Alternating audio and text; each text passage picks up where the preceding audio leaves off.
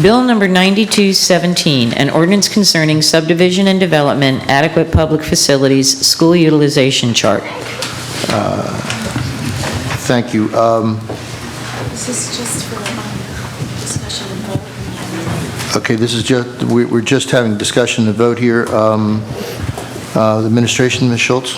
Mr. Chair. Oh, It's Mr. Grasso. Mr. Grasso's bill. oh, There you go. excuse me, Mr. Grasso. I was going to be rude. I figured you'll eventually look over here. You know, I find myself favoring this side. I'm looking this way, and my back's over here. So Excellent, please, excellent. because this is the side with decorum and Thank you, Mr. Chairman. Mr. Grasso, I apologize. As for some of the people that aren't aware of what this bill is all about, I've talked to the council members, and I'm trying to push hard to addressing our overpopulation of our schools.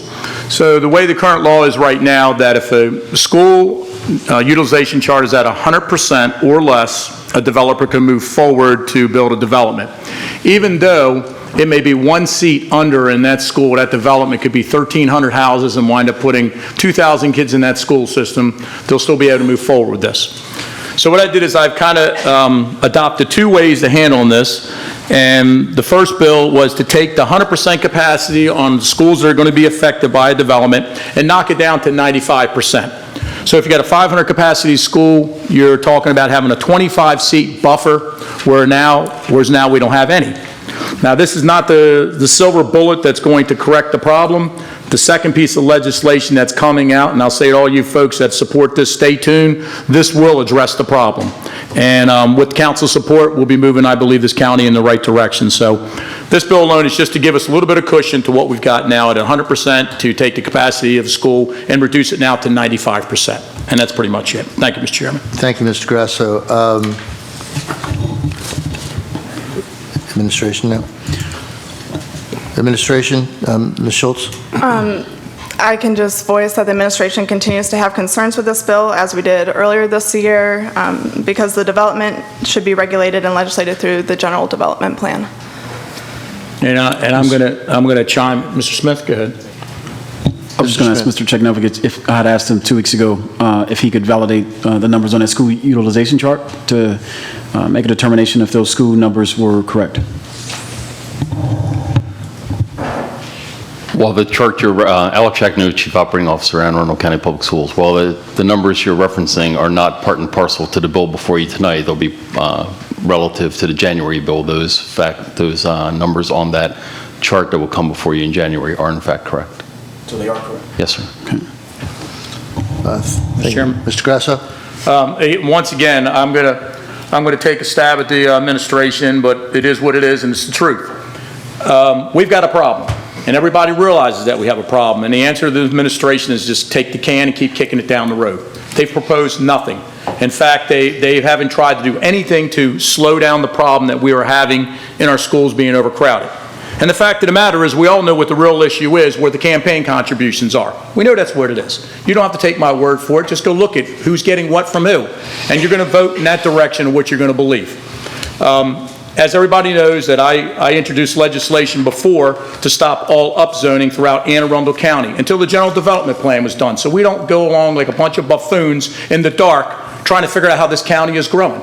And yet, we were against that also. When are we going to be something for something, and when are we going to stop kicking the can down the road? The second piece of legislation is going to do a seat count, and it's going to force the developer at the table before they turn around and they build a development to look at how many kids they're going to put in our school system, and they are going to have to mitigate the problem before they're going to build that school system. Putting money in an impact fee is not the correct way to solve this problem, because it just goes into a general bucket for that district. It won't address that specific situation. Councilman Smith has a development over there on Ritchie Highway, North County, Cedar Hill, I guess you would call it.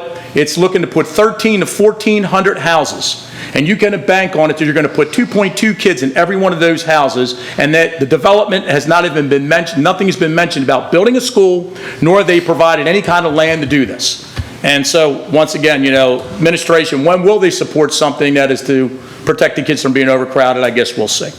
And that's all I'm going to say. Thank you, Mr. Grasso. Any other discussion? Ms. Schultz, do you have anything further? No, sir. Thank you. Nothing further?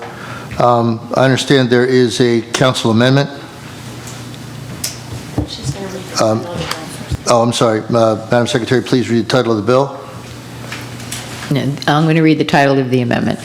Then Okay, amendment number let's do one. This amendment adds a sunset clause to limit the length of time that this ordinance shall be in effect. Thank you, Mr. Pruski. Motion to adopt. I'm sorry, motion to adopt? Second. I'll first it. Okay, thank you. Yep, thank you, Mr. Pruski. Chairman. I first want to thank Mr. Hager. I'm sorry for interrupting your breakfast at 9:30 on Sunday morning. Mr. Hager was kind enough to take my call, but actually, this past week, for transparency, I want to explain how we got to this amendment. I think it's important. Certainly, as many of you know from the last council meeting, we talked about the importance of all stakeholders, school board, the county council, the planning and zoning office, all being involved. But certainly, one of the things that I was looking at is to make sure that there is the possibility for mitigation. Well, one of the concerns that came up in some of the amendments that I was proposing was related to single subject rule and also the legality of trying to add to the current bill. And those things were certainly given to me both from the law office and from council here not to include those. However, I was discussing with Mr. Hager, the administration is currently working on an impact fee review, which I wasn't aware of. And I also found out by actually going back in the council minutes that the last one was done, I believe, in 2009 and then implemented in 2012. I certainly emailed the council members, and I would encourage the administration to do this. I think we need to look at that impact fee a little bit more frequently. I know we're obviously doing it now, but I certainly think, considering some of the issues that we're having, that's something that makes sense. I also think we need to be innovative. I've been very clear, and I voted on it on several occasions, for mitigation. Broadneck High School is an example where an addition was added on by a developer and addressed the issue. And I think the sponsor and others are trying to address the issue, and that's where I'm going to get at. But we also have the general development plan coming up. And whether these folks that are sitting here or someone else serves on the next council, that will impact also where we're going. And I think the next council should take a look at that, because those decisions that they make, whether they upzone, downzone, will have an impact upon what that threshold might be. Plus, if the impact fees are raised, that also may address the issue. So I'm asking my fellow colleagues to take a look at this, certainly put it under consideration, because I think, again, brings up the issue again. I think by that point we'll have some additional information. And my understanding, so I'm clear for the record, and this is why the date is chosen for my amendment, January 1st, 2020, or the adoption of the updated general development plan. And Mr. Hager, my understanding is December of 2019 is likely when we'll be done with the general development plan. Am I correct? That's the plan? Correct. Okay. So that's why that date is chosen. Obviously, the GDP will be done, and whatever decisions those council members make will impact, obviously, what that threshold should be. And hopefully by that point, Mr. Shaknovich will come forward to us and say, maybe there's been some improvement, based upon that in terms of what we're doing. So that's the angle that I'm taking. Certainly, I think there should be greater discussion in future, possible legislation for mitigation. But right now, this is what I'm proposing in front of the council. And I did email everyone. If you have any questions, I'm more than happy to ask. Thank you. Thank you, Mr. Pruski. Mr. Grasso. Yeah, first of all, I want to say thank you, Mr. Pruski, for an amendment well done. I couldn't think of a better. It's a great one. And the reason why, folks, I support this is because we've got a problem and we have to turn the faucet off. Okay? A lot of problems can happen within 2 years before the GDP is done, and I promise you these developers are going to come out in full force, and you and me, the taxpayers, are going to be paying to make them rich. That's what it really boils down. I don't have any problem with anybody making money, but one thing I can't stand is when they make a boatload of money and they leave me with all the expenses. That's the problem that we've got. The second thing I want to talk shortly about is Mr. Pruski talked about the impact fees that developers are supposed to be paid. The early part of 2000, if I understand what was told to me correct, there was a study done on what the impact should be, and it was brought before the council, not this council, but prior councils. And that council chose to make the amount smaller. And once again, who's getting the campaign contributions and which way people vote on a subject. So it was already artificially reduced the first time in the early 2000s. And then in 2009, it came before the council again, and because we were going like this in the economy, the council turned around and reduced the impact fee again. So you had an artificial first number the first time, and you even turned around and reduced it again to where we are today. And that is the reason we have the problems we have. It has to be understood here that directing money specifically in an impact fee, and an impact fee affects infrastructure along with schools and everything like that, it's not only the silver bullet, because when you just throw money into a bucket, it's not going to get addressed to a specific project that may be causing the problem. Okay? And this legislation and the next one that's coming will address each specific project. A developer wants to go in at Pete Smith's area, they're going to look at the schools that are going to be affected. They're going to have to pay to fix the problem before they make the problem worse, and before you and me wind up spending $30, $40 million for an elementary school and $100 million for a high school. That's what the legislation there is to protect. Thank you, Mr. Chairman. Thank you, Mr. Grasso. Mr. Trumbauer. Thank you. Just very briefly, and I never want to interrupt Mr. Grasso when he's doing one of his orations, but I believe that... Here we go. I think a minor detail you may have glazed over with the previous version of the impact fee legislation, and I know this because I came and testified a lot at it.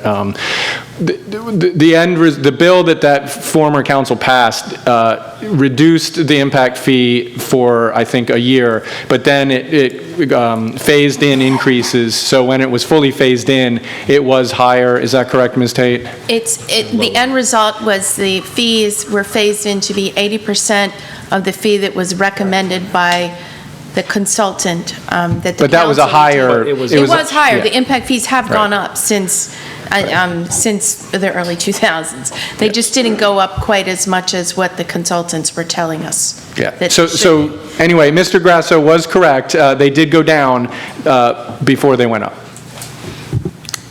Thank you, Mr. Thank you, Mr. Trumbauer. Trumbauer. Mr. Walker. I was just going to say the same thing Mr. Trumbauer did, because I was around at that time paying attention as well. So even though we weren't on the council, we were on different sides of the issue. we were. I'm sorry? You were on the impact fee. Correct. Thank you. Mr. Grasso, anything else? No, sir. Thank you. Madam Secretary, is there any other discussion? Madam Secretary, would you please read amendment number 1? I read the amendment. I shall call the roll. Mr. Chairman, Please call the roll. the administration. I'm sorry, the administrator. Please forgive me. May the administration Where am- comment where on the am I? amendment, please? I will defer to Planning and Zoning Officer Phil Hager to comment on the amendment. Thank you, Ms. Schultz. Thank you, Mr. Chair. I do want to congratulate the members of the council for attempting to address a difficult question, a difficult problem that we have with regards to this. And Councilman, with respect to my breakfast preparation, I was in the middle of frying bacon and making omelets. So my siblings may never forgive you. I'm sorry. They say, who is calling him in the middle? Because it's my job on Sunday mornings is to fix breakfast. But I digress. One of the challenges is that when we get into situations like this, there's a tendency on the part of some people within the larger community to oversimplify a particular problem. And I think we had a lot of colorful analogies 2 weeks ago when we were discussing this difficulty, and we used a lot of different analysis of basement flooding, et cetera. One of the challenges with adopting a legislation without the amendment that's being proposed tonight is that it applies a remedy that denies us the opportunity for the full range of creativity that's available to us within this community. There are many, many ways that we can move forward with addressing this particular difficulty, and if we were to adopt a particular level of open-closed analysis without some measure of either termination of that process or the ability to integrate new solutions in that interim, I think we don't do ourselves the full justice that we have available with regards to coming up with good solutions. And the amendment that's being proposed sunsets the bill, which does not perpetually kick the can down the road as has been used as the analogy.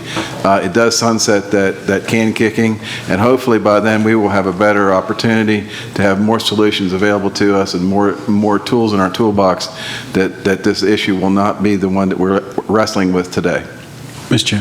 Mr. Smith. Mr. Hager, with respect to the general development plan, I know one of the speakers who spoke earlier had talked about the GDP having more teeth, if you will, enforcement. So at the conclusion of this piece of legislation and the GDP being developed, does that mean the administration is more amenable to having a more rigid guidelines when it comes to the general development plan and how we, I mean, obviously the council will have to play a role in that as well when it comes to self-control, if you will. But what's the administration stance on that general development plan once it is developed? One of the difficulties is that the courts and the annotated code of Maryland define the plan as a guide, as a tool for guidance. Where the need for action on the part of the administration and this council and every administration and every council and every jurisdiction across the state of Maryland is that they need to do a very good job of adopting the necessary implementation mechanisms to make sure that the guidance that's identified in these documents, which we call the General Development Plan, are put into place so that the visions as articulated by the planning process actually manifest themselves on the ground in terms of the teeth that you're talking about, so that the outcome of the process, and it's a continually iterative process, that the results reflect what the people who participated in the plan are hoping to see as a result of that participation. Thank you, Mr. Chair.